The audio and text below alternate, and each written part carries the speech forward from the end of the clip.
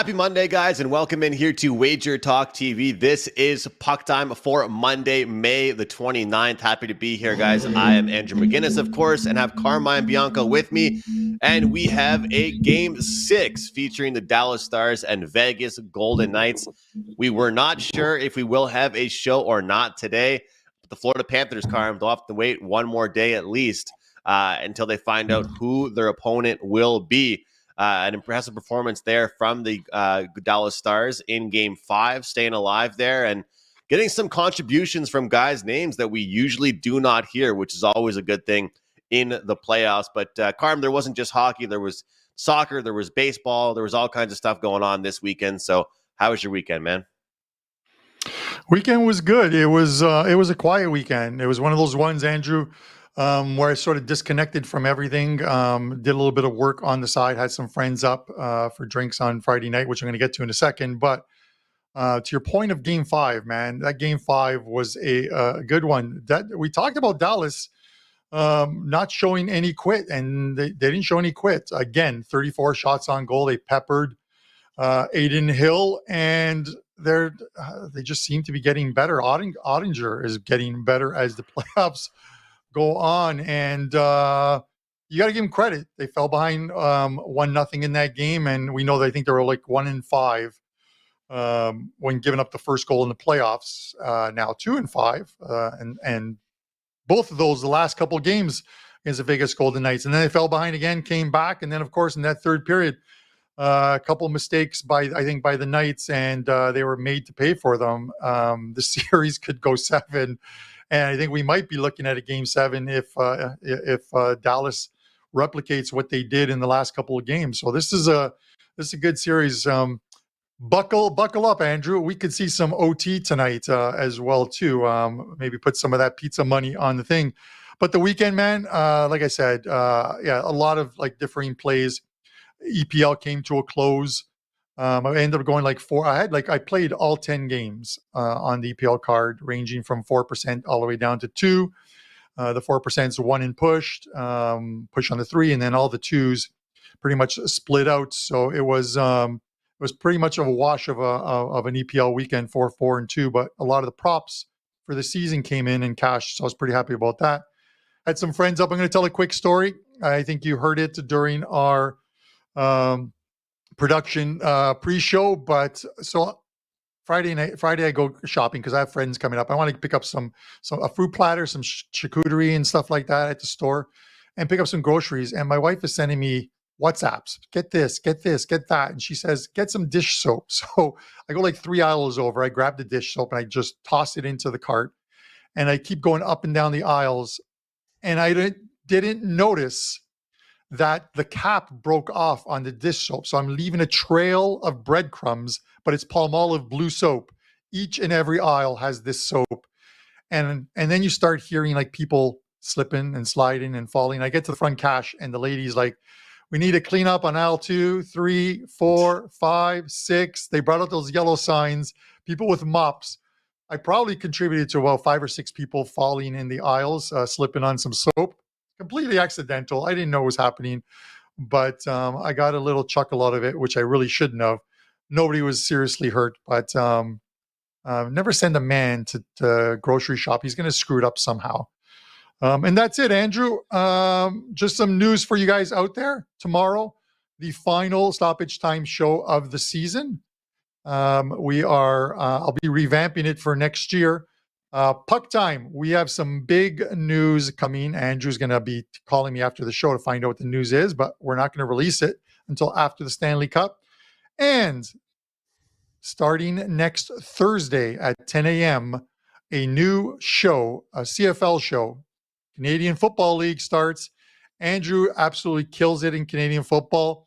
We are going to have insiders from the CFL on the show as well, too. It's going to be pretty damn good show. You're going to get a lot of information on the Canadian Football League. There's only 4 games a week, but we're going to break down all 4 games, and you're going to hear from some insiders in the CFL who can give you some great knowledge to make some money. Anytime you can make money on any sport you're not familiar with is always a good thing, Andrew. I can't wait. I'm really looking forward to it. Looking forward to doing it together. And like you said, getting some people on that really know their CFL as well. But for anybody out there that hasn't turned the page and decided to start betting CFL yet, just remember, how many games are you handicapping each week in the NFL? Well, think about it. There's just 4 games to break down. A very winnable and beatable league is the CFL. Very low volume week for me overall, Carm. Our weekend, I did have a good Friday night, cashing a ticket on the Blue Jays 5% winner, and it was always a good feeling to cash a 5% ticket on a team that is struggling. A nice feeling too, as Steve Merrill always says.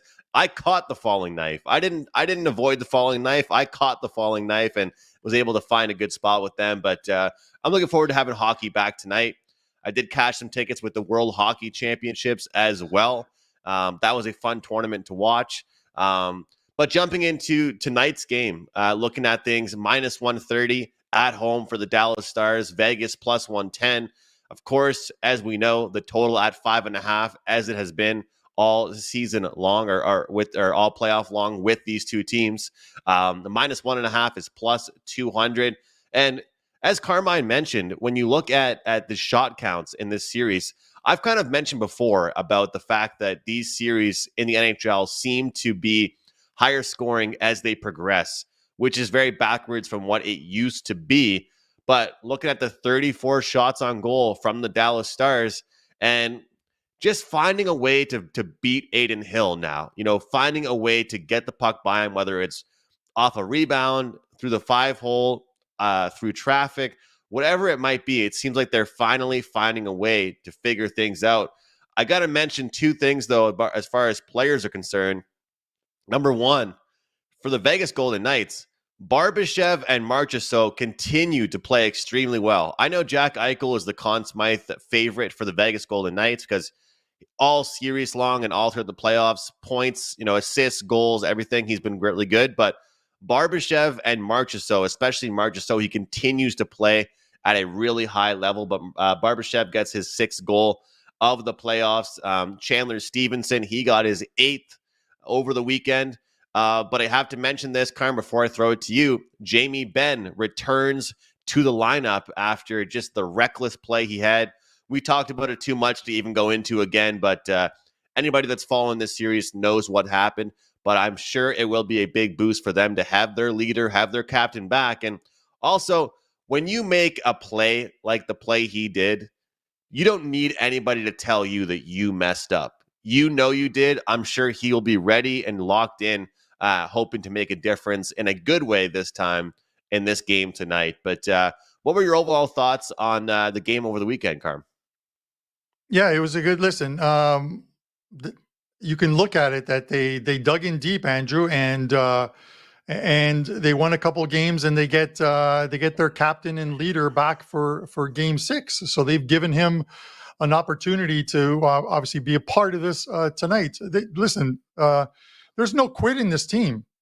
Both these teams are good. This is one of those ones where would it surprise me if it goes to Game 7? No, it wouldn't surprise me. Would it surprise me if it ends tonight? No, because Vegas has shown that they can go on the road and win games.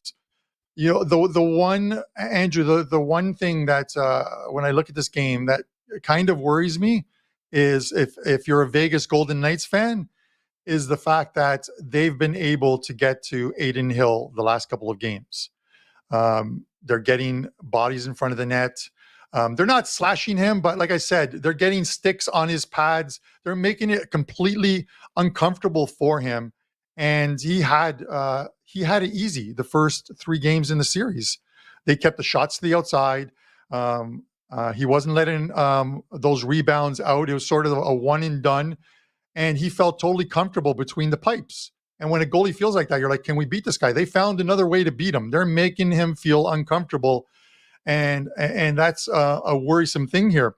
It's interesting because, I looked at the shot props and I released the shot props for him in that last game. I talked about on Friday's show that the shot props weren't out, but it was going to be at 27.5. And that's what it was. It came out at 27.5.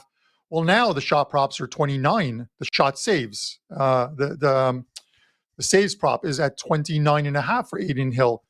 And here's the thing: I wouldn't take the 29.5. I wouldn't even take it if it was 27.5, Andrew. And here's the reason why is because they've made it uncomfortable the last couple of games for him. They've scored I think 4 goals in the last couple of games against them. What happens if Vegas gets off to a slow start and Adin Hill lets in a couple easy ones, maybe 3 easy ones, or it lets in 3? Do they pull him? They very well could. And that shot, that saves prop goes out the window. This is not one of those times where I would play a saves prop on Adin Hill, because it wouldn't put it past me that if Vegas isn't looking good, if they're not looking good, Andrew, that they could make a goaltending switch mid-game, and then it leaves a big decision, should they lose the game, what they do in Game 7.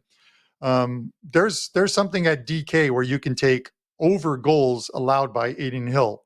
And again, even that's a dicey one, but it's 2.5. And you have to figure if he stays in net for the whole game, that I think Dallas gets to 3. And they could hit 3 and he's gone. I like that prop. And it's one I'm going to take, the over 2.5 goals allowed by Adin Hill. But they're making it uneasy for him. And by the same token, they're giving Ottinger a lot of space in front of the net to make his saves. It's like the roles are reversed. Game 4 and Game 5 are complete polar opposites of what has happened in Games 1, 2, and 3. The one prop I like here is I think we're going to see some goals, Andrew, and I think we're going to see some first period goals. The last 4 games, other than Game 1, every game, while some have stayed under the total, have all had more than 1.5 shots on 1.5 goals. Games 2, 3, and 4 each, and 5 each had at least 2 goals in the first period. So I'm leaning that way and taking the over 1.5 first period.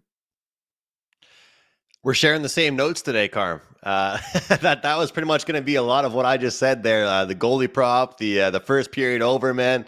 I'm speechless. Look, I'm on the exact same boat as you as far as that first period over is concerned. And I really like what you said about the goalie save prop and that prop you mentioned there from DraftKings. A few other books will offer that, but it is interesting because team totals, as you know, is something that I really fell in love with this year in the NHL, and just getting off the juice, right? Like taking a big favorite or whatever it might have been, and you get them over 3.5 goals or even 4.5, and you're just getting that better price. But what's cool about this one with goals allowed by a certain goaltender is that you're getting a better price because, of course, that does not include the empty net goal. Or, of course, if that goalie gets pulled and stuff like that, it won't count. So it's got to be directly with that goaltender in net. So you are getting a really good price on that one. I'm with you. But as I have mentioned, I know in the third period, you see the empty net goals and stuff like that sometimes, but what we've seen in this series so far is exactly what Carmine just said, with them starting off very, very fast, and realistically, every one of these first periods so far, once one team scores, there seems to have been a pretty quick response. I wouldn't go as far as taking the both teams to score in the first period because you're already getting a great price on the over 1.5. But it really does seem like we have been seeing both teams score, not just one team scoring, going up 2-0. It's like one team scores, the other team responds, and we go into the intermission tied at 1 goal apiece.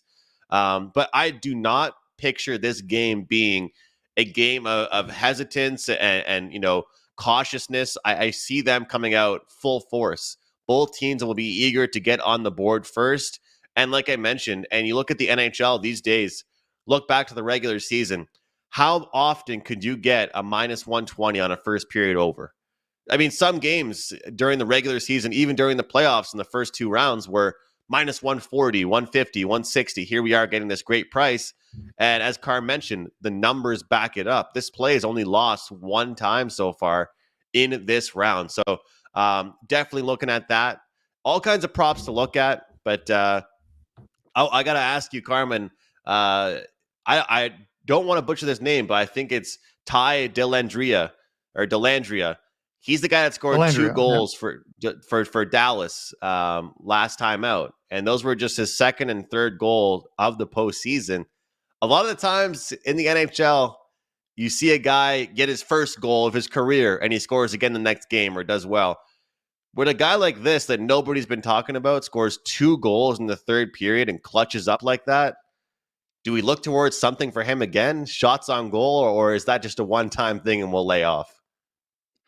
I don't know. Like, I think I wouldn't bet it. I think it's more of an opportune thing. You know, I mean, like one of the ones he came right off the bench at the blue line, and the scrum was behind the net, and you could when they showed the replay, he just skated in, hoping that somehow somebody saw him and was going to put it out front, and he would be there to capitalize. And it's exactly what happened. They showed it like literally at regular speed in slow motion. He comes off the bench, skates straight through the D zone, and he's in front of the net, and the puck pops out in front of the net, and boom, he puts it into the goal.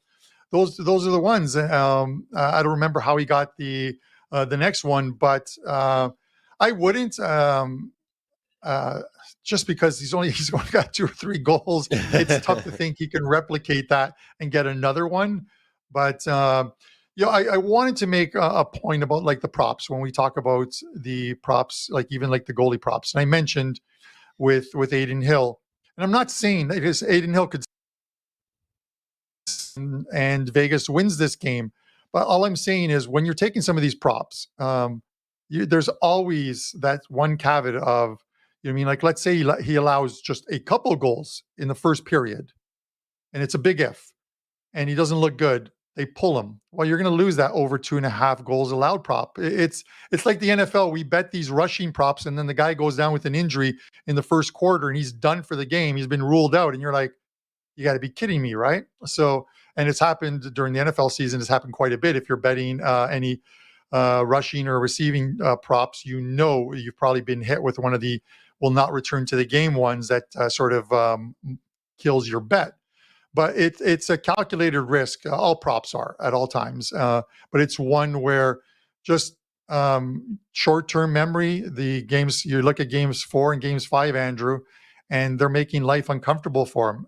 What adjustments do the Vegas Golden Knights make tonight? Remains to be seen. The last change goes again, which is also always a positive thing. Last change goes to the Dallas Stars tonight. So it's going to be an interesting one, but I'm still going to go with the props. I'm still going to keep at it. It's a season, and I was just saying it in chat, it's a season of ebbs and flows.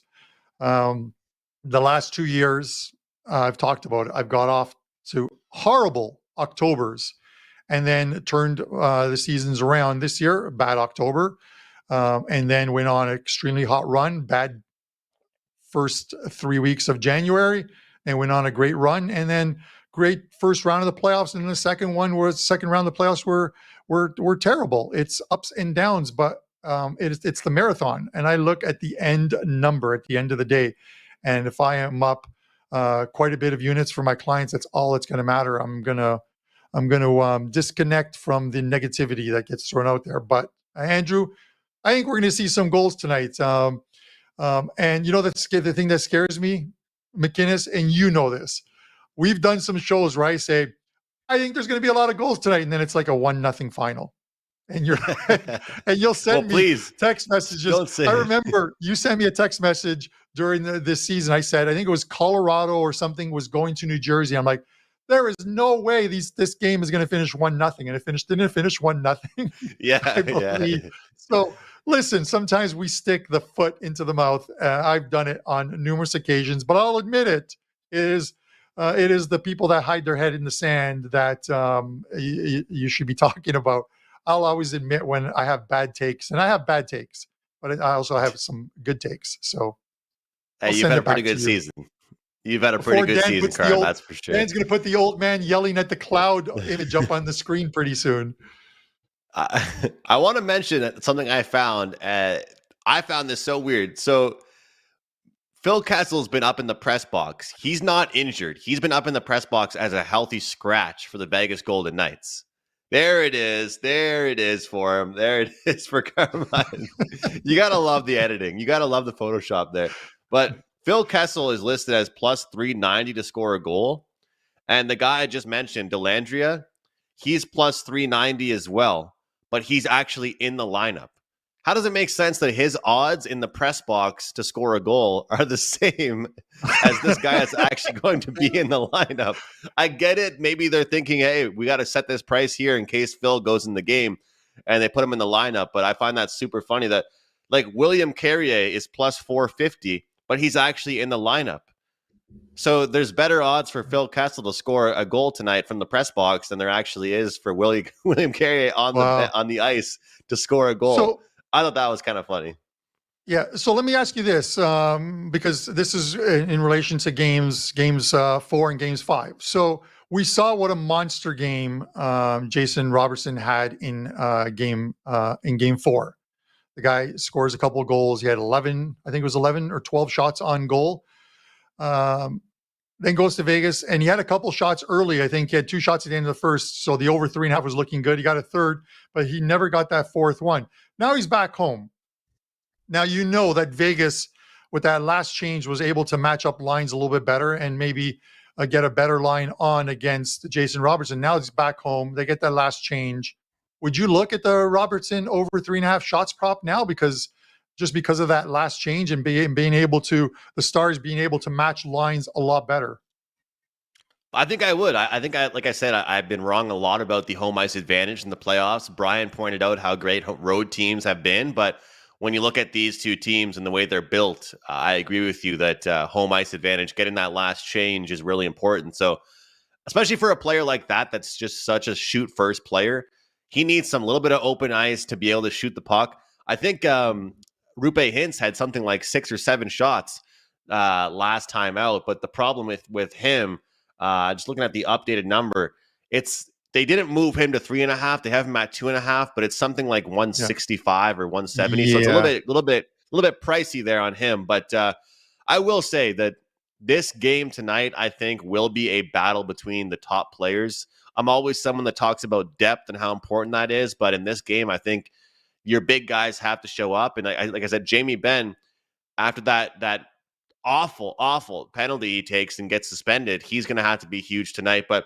I wanted to mention a few goal scorer props, Karma. I haven't been doing these too much throughout the playoffs, but just looking at the value perspective, take away the first 4 or 5 guys, right? Looking down the roster a little bit.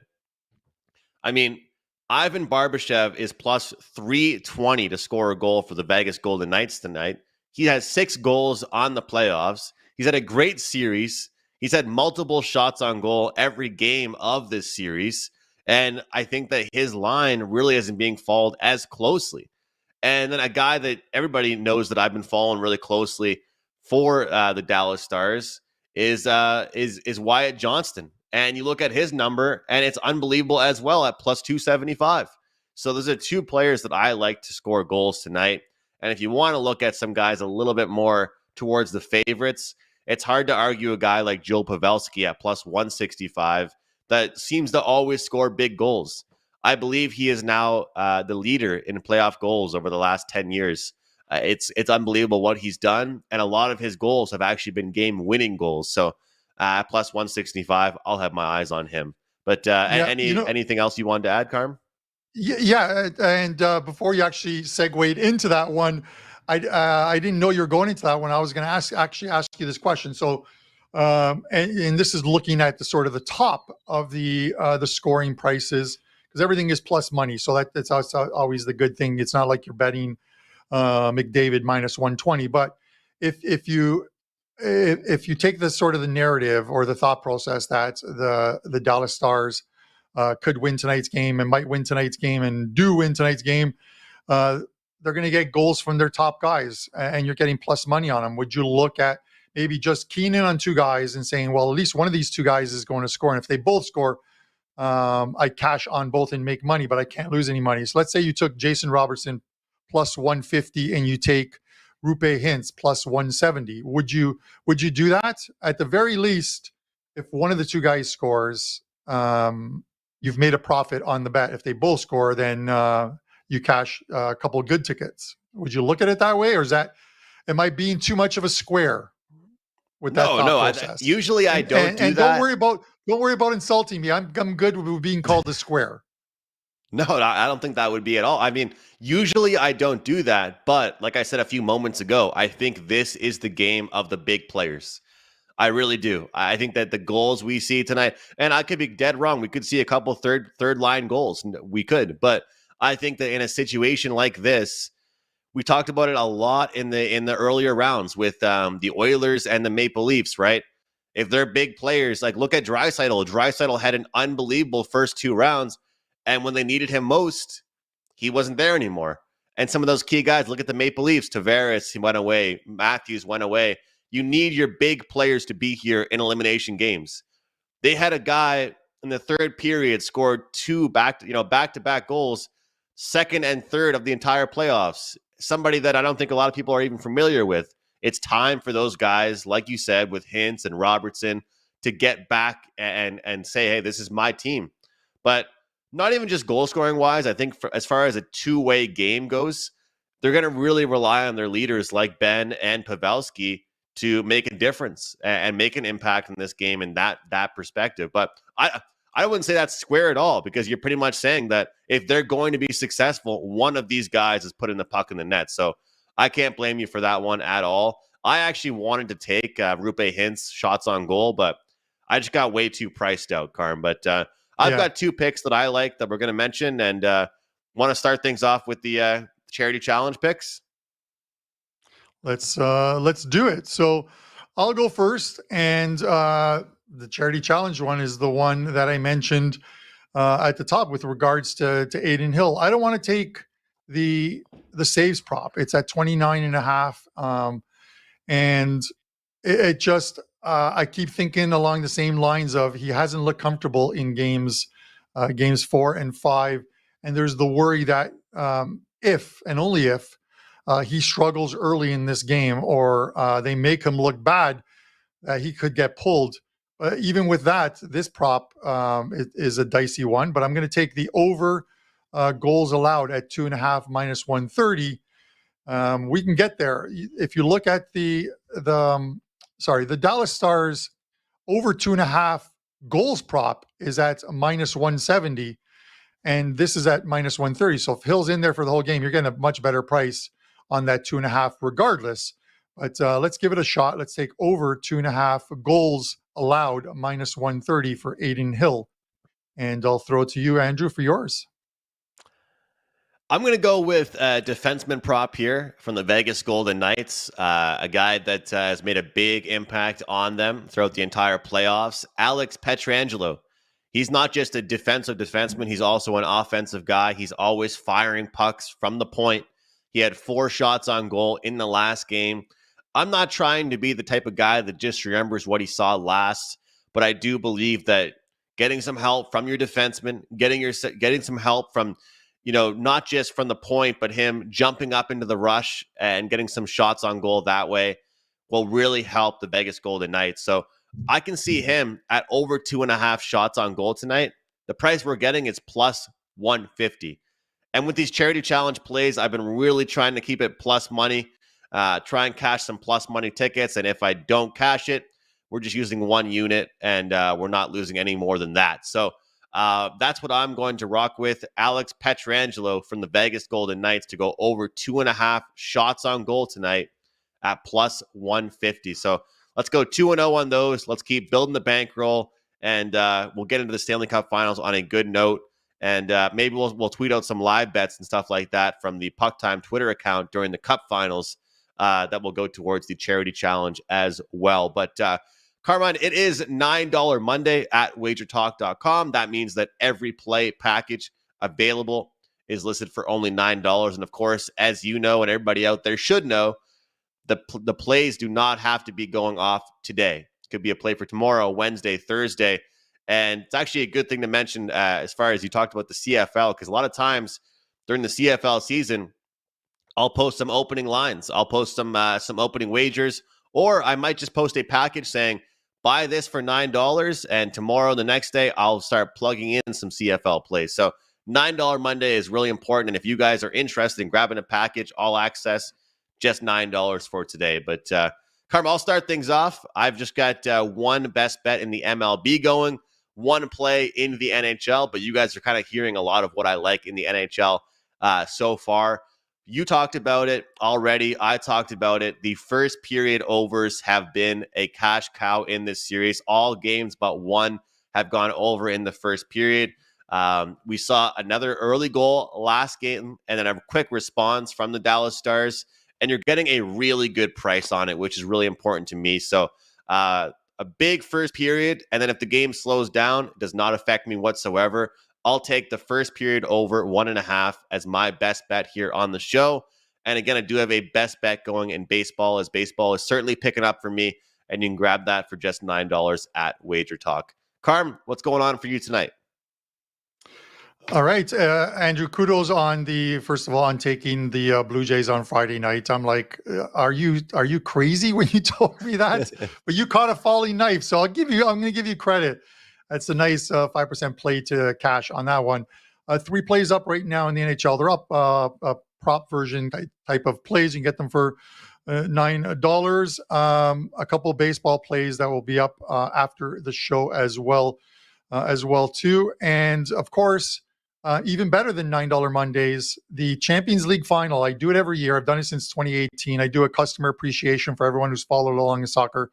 It's $1, $1. It's the lowest you can get at WagerTalk other than free. And you get a play on the game. And then I'm going to be loading some different props. I do a bunch of props for the Champions League. And each and every year, man, we hit some good ones at plus 800, plus 600. Exact scores, penalty kicks. There's a ton of good stuff there, and you get it for $1. So head over to WagerTalk and pick that up. A lot of people have already. Andrew, my show best bet is going to be something that you have taken before. Wyatt Johnston, over 2.5 shots on goal, even money. You're not paying any vig whatsoever. Since Game 7 of the Seattle series, he has only gone under the number once. He's 5 in Game 7 versus Seattle, 6, 4, and 4 in the first 3 games against Vegas. Then he had 1 and then 5 in the last game. This guy's getting shots on goal because they're rolling out lines, Dallas. It's not just 2 lines. They're rolling them all out. Wyatt Johnston, over 2.5 shots on goal, even money as the show best bet. And guys, our chat today was absolutely awesome. We love you guys sharing information each and every show that we have, man. We love you. Yeah, it's a great packed group in there, guys. Comment below as well what you are taking tonight. We always read the comments. There's all kinds of props to bet on, and let us know any futures you're getting involved in. Obviously, just 3 teams remain, and the Florida Panthers, they're sitting there right now. They're waiting. They are sitting back and waiting to find out who they will play. But to recap the plays, Aiden Hill, goals against over 2.5, minus 130. Wyatt Johnston, over 2.5 shots on goal, plus 100. We've got Alex Pietrangelo, over 2.5 shots on goal, plus 150. And Vegas, Dallas, first period, over the 1.5 at minus 110. Guys, enjoy your Monday. Best of luck. We got 2 big games, especially a big game going on in the NBA. Make sure you are betting responsibly. Best of luck. Have some fun tonight. We'll see you guys tomorrow here on PuckTime. Welcome to the WagerTalk Summer Celebration. How many consider Memorial Day weekend the start of the summer and Labor Day the last hurrah? Summertime means vacations, crazy schedules, and entirely different routines. That's why it's the perfect time to lock in an all-access pass with daily email and/or text updates to follow along with your favorite handicapper selections. This offer gives you 98 days of access from Memorial Day through Labor Day. You can start today and get a few extra days for free. A 30-day all-access pass is regularly priced at $2.99, and a 90-day all-access pass at $8.49. But with our summer celebration special, you can lock in the entire summer for under $6 per day or just over $40 per week. That's right, our summer celebration is only $5.79. But wait, there's more. Can't choose just one? Buy 2 summer specials at $5.79 and we'll give you $100 in bonus wager bucks. Just email support@wagertalk.com after your purchase and ask them to credit your account. This valid is offered through midnight on Wednesday, May 31st. From all of us at WagerTalk, have a safe and enjoyable summer.